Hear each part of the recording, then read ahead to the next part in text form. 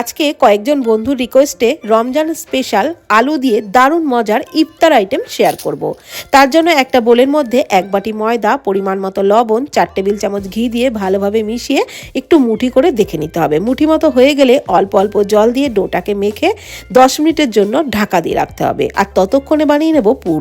কড়াইয়ে সাদা তেলের মধ্যে একটু গোটা জিরে ফোড়নে দিয়ে দিলাম আদা, কাঁচা লঙ্কা কুচি, নেড়ে চেড়ে দিয়ে দিলাম কয়েকটা মটরশুঁটি আর সিদ্ধ আলু, পরিমাণ মতো লবণ, একটু হলুদ গুঁড়ো, ধনে গুঁড়ো, সামান্য লঙ্কার গুঁড়ো, চাট মশলা আর গরম মশলার গুঁড়ো দিয়ে নাড়াচাড়া করে আলুর পুরটাকে নামিয়ে রাখছি। তারপর কর্নফ্লাওয়ার আর সাদা তেলের একটা ঘোল বানিয়ে নিলাম। আর এদিকে যে ডোটা মেখে রেখেছিলাম তার থেকে 4টে লেচি কেটে নিয়েছি। প্রত্যেকটা লেচিকে বেলে নিলাম রুটির মতো করে। এক একটি বেলে নেওয়া রুটির উপরে ওই কর্নফ্লাওয়ারের ঘোলটা মাখিয়ে তার উপরে আরেকটা রুটি আবারও ওই ঘোলটা মাখিয়ে এইভাবে পরপর 4টে রুটি রেখে সাইডের অসমান জায়গাগুলো কেটে বাদ দিয়ে 4টে ভাগ করে নিলাম। এক একটি ভাগকে আবারও একটু বেলে নিয়ে মাঝখানে ওই আলুর পুরটা দিয়ে তারপরে দুটো সাইড এইভাবে চেপে দিলাম।